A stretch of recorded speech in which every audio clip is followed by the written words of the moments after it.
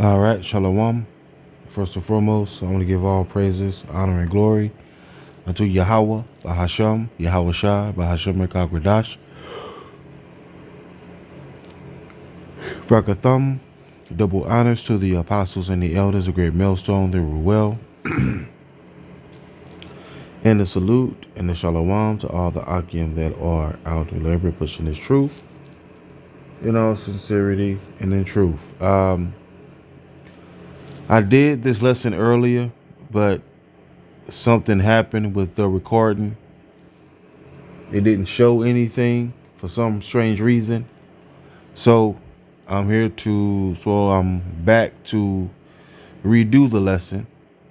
And hopefully everything goes well with the recording. Not sure of the title yet, but at work, I was listening to the Elder Yashawamba's lesson. He did Prophecy Watch. Remember Purim.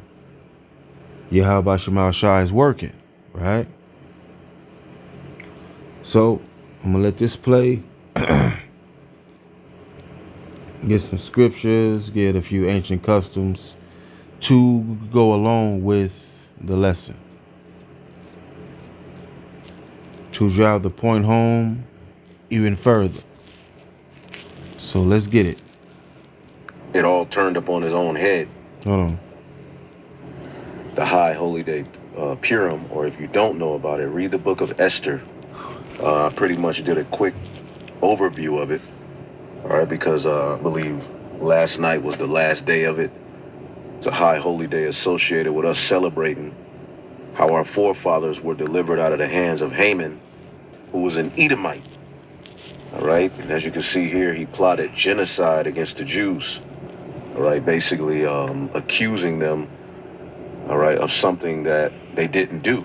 And basically, as he had got favor, all right, with the king, all right, of the Persian Empire, pretty much he became second in command, and he used his power to pretty much get a decree passed so that all of the Jews would be basically slaughtered, all right? And basically, it all turned up on his own head, okay? And Haman, all right, was an Edomite, specifically of the house of Agag. Agag is an Amalekite, all right? That goes back to the history of King Saul and so forth, man. All right, Samuel, you can read that history, but pretty much the Jews were delivered, okay, from the plot of Haman, all right, which pretty much he lied on them. Okay, he lied on them, and basically this is a high holy day associated with celebrating, all right, his own plan coming up on his own head. All right. See? So let's get it. I gotta find this. Come on.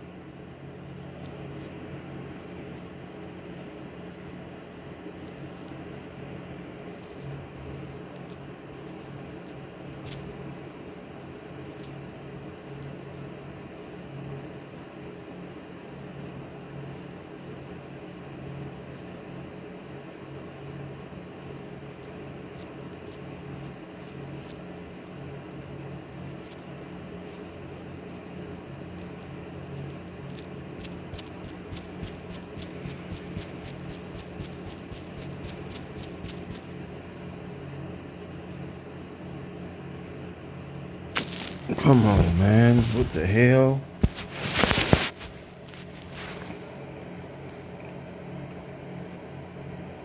Let me see. Okay.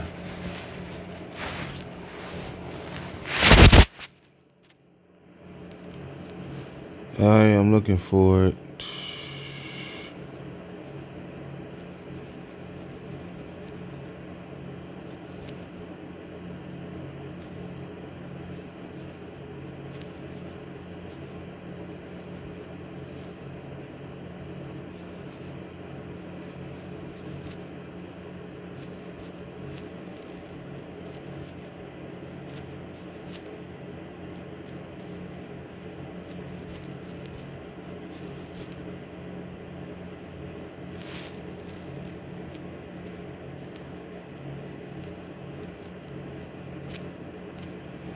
Salakia, Aki, man, Salakia. I gotta get this.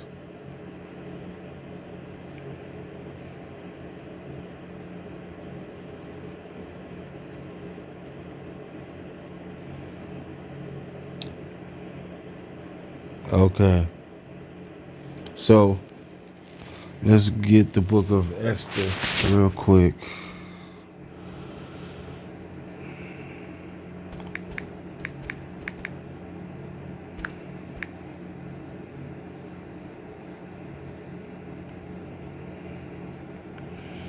Okay. Esther chapter 1.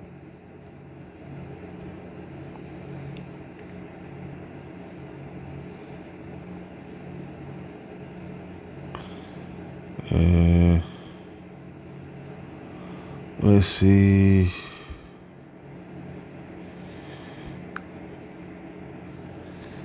But let's get Esther chapter 2.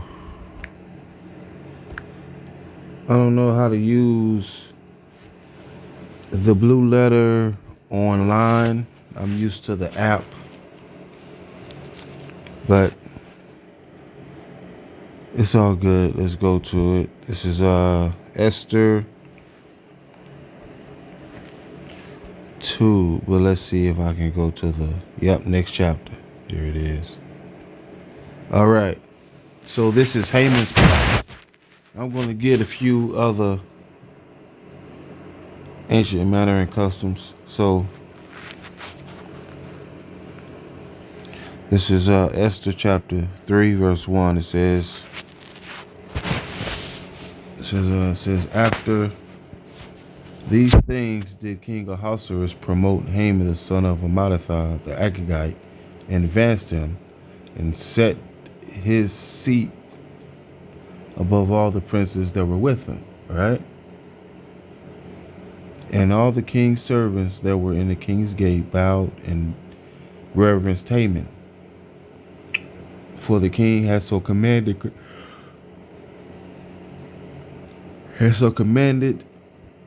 concerning him, but Mordecai bowed not. Right?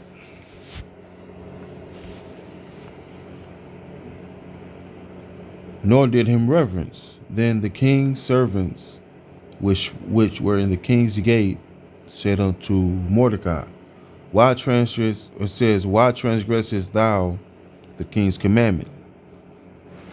Now it came to pass,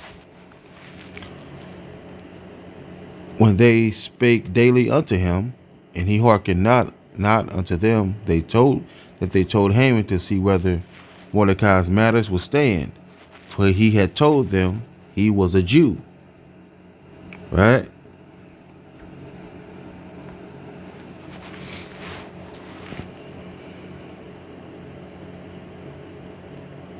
And when Haman saw that Mordecai bowed not, nor did him reverence, then was Haman full of wrath. Right? Right, and he was hanged by his neck. Mm-hmm. All right, as we know, Esau Edom has a history of hanging us by our necks. All right? Now, right? Right, so Haman gets mad, right? He goes to King Xerxes, says this. And Haman, verse 8, Esther 3 and 8, it says, And Haman said unto King Ahasuerus, or Xerxes, There is a certain people scattered abroad and dispersed among the people in all the provinces of thy kingdom. For their laws are diverse from all the people, neither keep they the king's laws. Therefore it is not for the king's profit to suffer them. Right? To say, if it please the king, let it be written that they may be destroyed, and I will pay 10,000 talents of silver to the hands of those that have the charge of the business, and to bring it into the king's the treasuries, right? Now,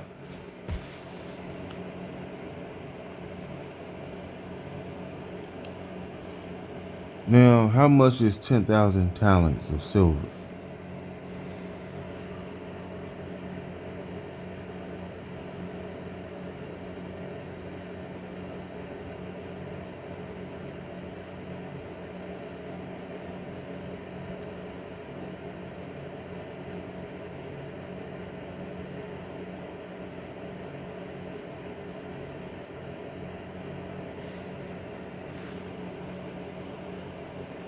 Ooh.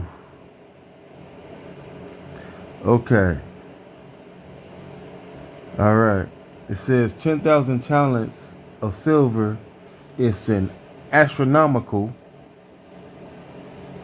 effectively unpayable amount representing roughly 375 tons, 377 tons of silver. Based on modern silver prices, this equates to roughly one $161 million, right? Or over, it says to over $226 million. In all right, it says in biblical times, it represented over $160,000 to $200,000. So Haman put $200,000 on our head, man. He put a bounty on our head, man. Wow. It says, and the king took off his, it says, and the ring, it says, and the king took his ring from his hand and gave it unto Haman, the son of Hammedatha, the Agagite, the Jews' enemy. And it says, and the king said unto Haman, the silver is given to thee and the people also, to do as it seemeth good to thee. It says,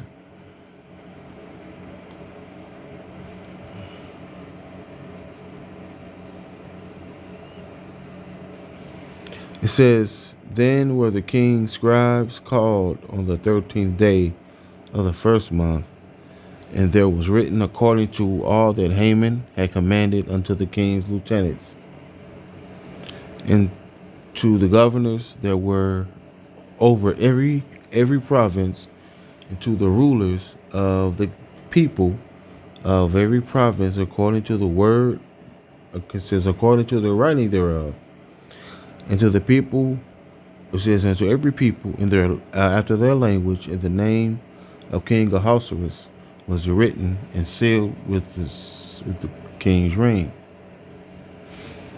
Right? So Mordecai influenced the king to give him his signet, right? The ring from off his hand and his signet, to basically write an unrighteous decree. Right? Haman had written up an unrighteous a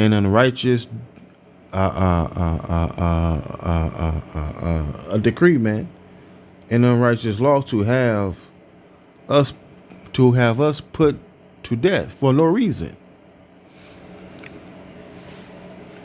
Right?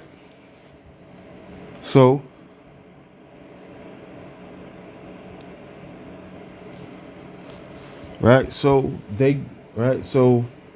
so Esther, she then risked her life to go in before the king, right?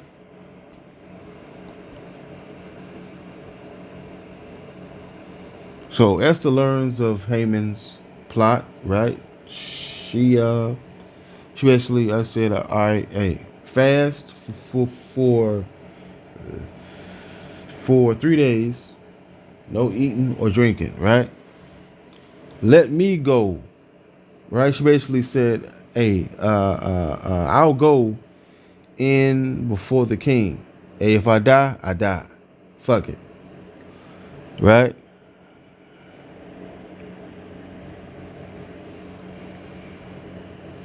Here it is. It says, then it says, Esther 4:15-17. It says, then Esther bade them to return. It says, then Esther bade them to return. It says, them return Mordecai this answer. Go gather all the Jews.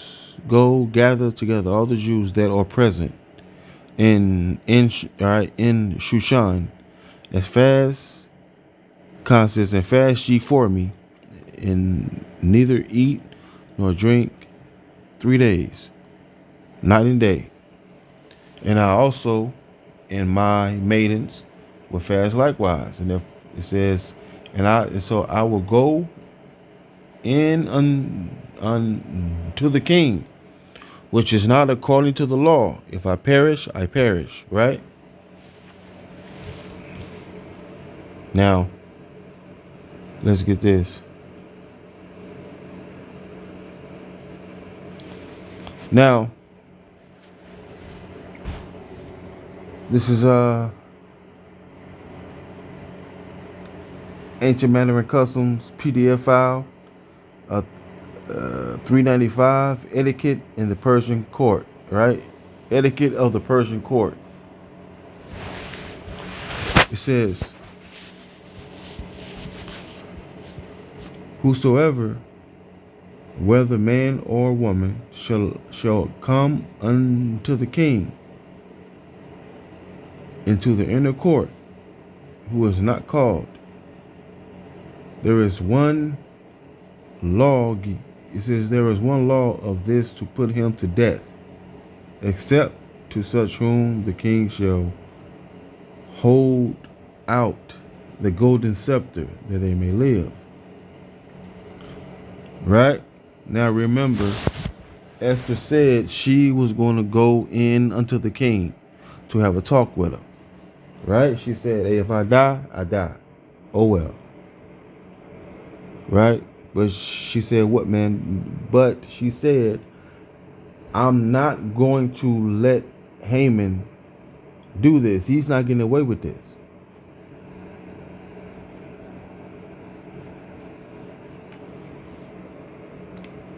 Says the etiquette of the Persian court was very strict, except the 7 princes. No one could approach the king unless introduced by a court usher. To come into the king's presence without being summoned was a capital crime.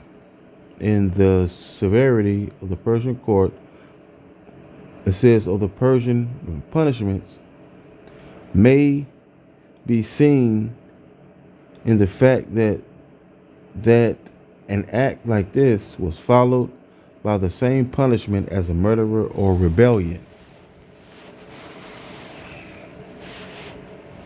It says the intruder was instantly put to death by the attendants unless the king, by extending his golden scepter, showed his approval of the act. And it says, and it was well understood, therefore, that whoever thus appeared before the king deliberately risked his life. Right?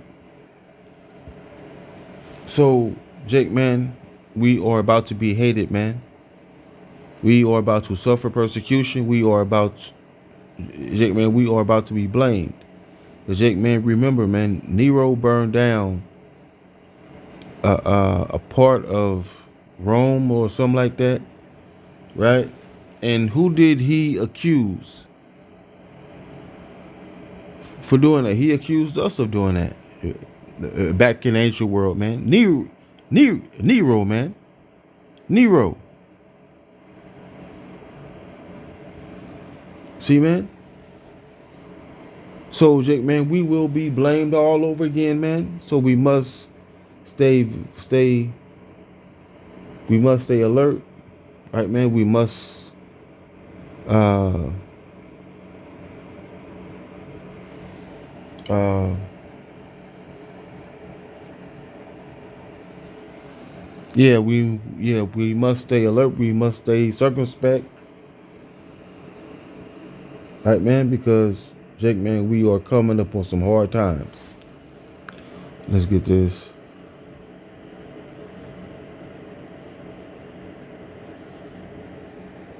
All right, man.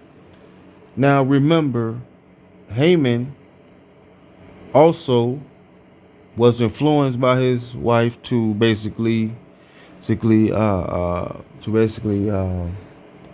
build a gallows to hang Mordecai on the gallows that Haman had built for Mordecai, man. Now we know what happened. Let's get right. So Esther invites King Ahasuerus and Haman to the banquet of wine twice, right? On the second day, right? Esther said this.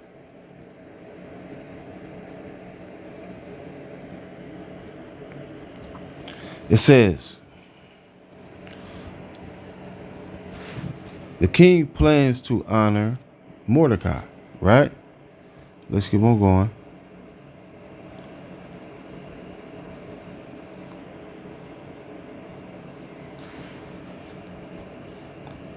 All right. It says, so the king, Esther 7:1. And so the king and Haman came to the banquet with Esther the queen, right?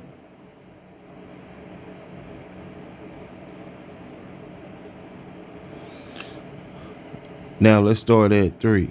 Then Esther the queen answered and said, if I have found favor in thy sight, O king, if it please the king, let my life be given me in my petition, and my people in my request.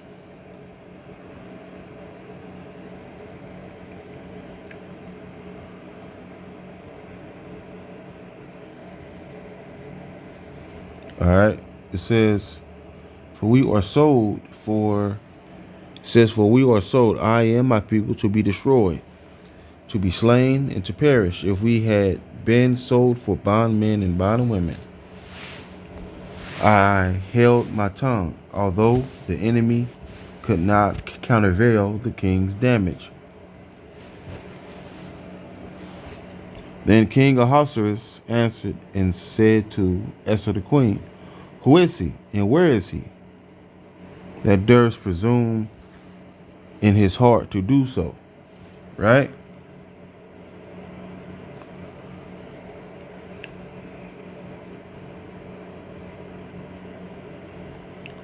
And Esther said, the adversary and enemy is this wicked Haman. Then Haman was afraid before the king and the queen, right?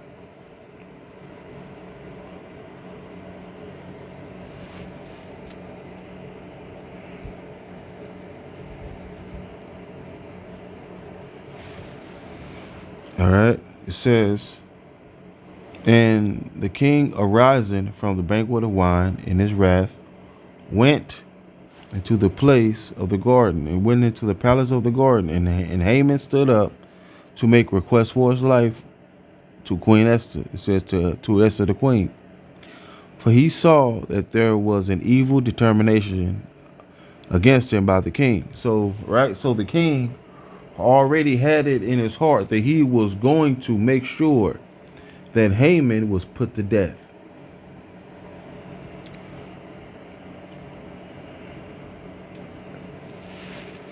All right.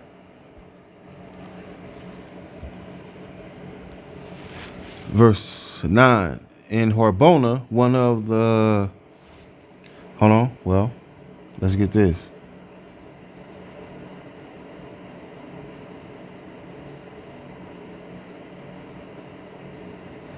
All right. Verse 8. It says, Then the king returned out of the palace garden into the place of the banquet of wine. And Haman was fallen upon the bed where Esther was. Then said the king, Will he force the queen also before me in the house? As the word went out of the king's mouth, they covered Haman's face, right? Now, the covering of the face covered, right? Esther 7 and 8. As the word went out of the king's mouth, they covered Haman's face.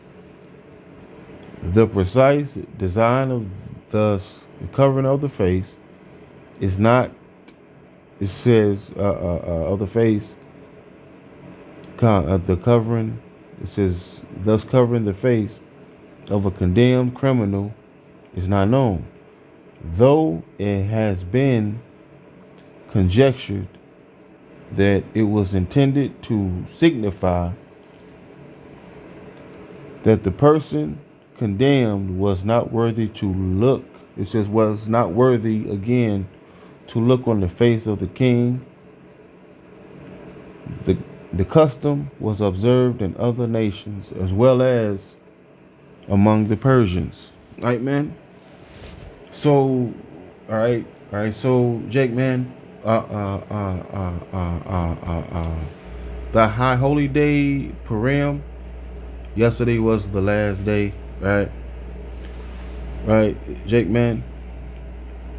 So we know what happened with Haman, right? Yahweh Shemashah turned the judgment right back on Haman, right? That Haman had plans for who?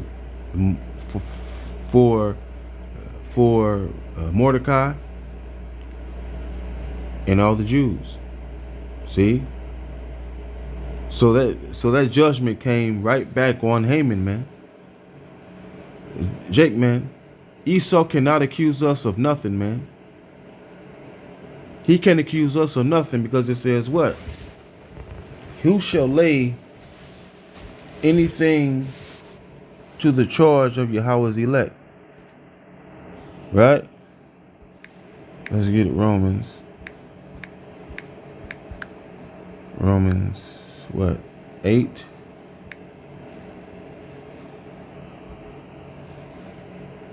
Romans 8. Let's get Romans 8. Romans 8 and 33. It says, Who shall lay anything to the charge of Yahweh's elect? It is Yahweh that justifieth, right? It says, Who is he that condemneth? It is a Mashiach that dieth. It said, Salakia. Who is he that condemneth? It is a Mashiach that died. Yeah, rather that is risen again. Right? Who is even at the right hand of Yahweh, who also maketh intercession for us. Right, man? So our Lord Yahweh Shai, he's making an intercession for us. Right, man? The elect sins are covered in the blood of Yahweh Shai. And now, all right, man. And now our Lord, all right, man. And now our Lord, all right, man. And now our Lord Yahweh Shai, he's making intercession for us, man. He's on the right hand of Yahweh, making intercession for us. Who shall separate us from the love of a Mashiach? Shall tribulation, or distress, or persecution, or famine, or nakedness, or peril, or sword, as it is written, For thy sake we are killed all the day long. We are accounted as sheep for the slaughter, right?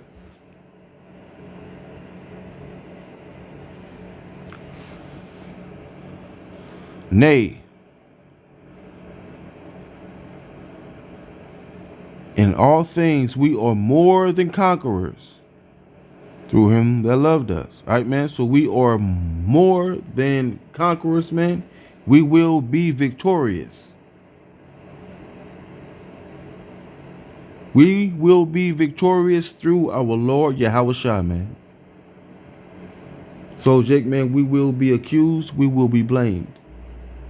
This is all a part of the condition of the battle, man. All right. So, all right. So, Jake, man, I'm gonna leave you all with this script. One of my what's that? Yeah, one of my favorite, man. One of my favorite scriptures. One of them. This is Isaiah 41:10. It says, "Fear thou not, for I am with thee. Be not dismayed, for I am thy power.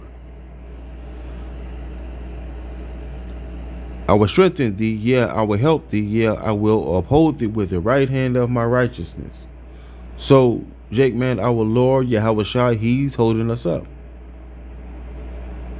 He's taking us by the hand and saying, "Hey, follow me. I got you." See? Let's get this. The Feast of Purim. If I can find it.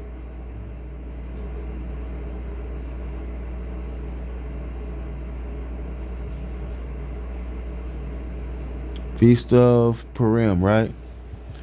This is Esther 9:26. "Wherefore they called these days Purim after the name Pur. Pur is a Persian word signifying apart, and thus denoting a lot with the Hebrew plural determination. It becomes Purim, lots. That is the name by which the feast is known and which is kept." So it says, which is kept to commemorate the deliverance of the Jews from the plot of Haman. It is called the Feast of Lots because Haman, in his superstition, resorted to divination for the pursuit of ascertaining when he could most effectively destroy the Jews. See Esther 3:7. Some think it was given. It says some think the name was given in memory. Salakia was given in irony, as denoting the contempt in which the Jews held Haman and his divination. Right? So the Jews, they hated Haman for what he did. And we believe that Haman came back as Vocab Malone. That's why we say what? Haman Malone. All right, man, because Vocab Malone has been trying to link us with Islam. Because, Jake, we are about to be blamed, man. We are about to be blamed. It says there is a tradition that the introduction of this feast among the Jews met with some opposition, though it afterward became generally observed that the day before the feast is kept as a solemn fast. See? So that is Purim, the Feast of Purim, man. It was the last day was yesterday. Okay? So that's the lesson. So with that, I say shalom.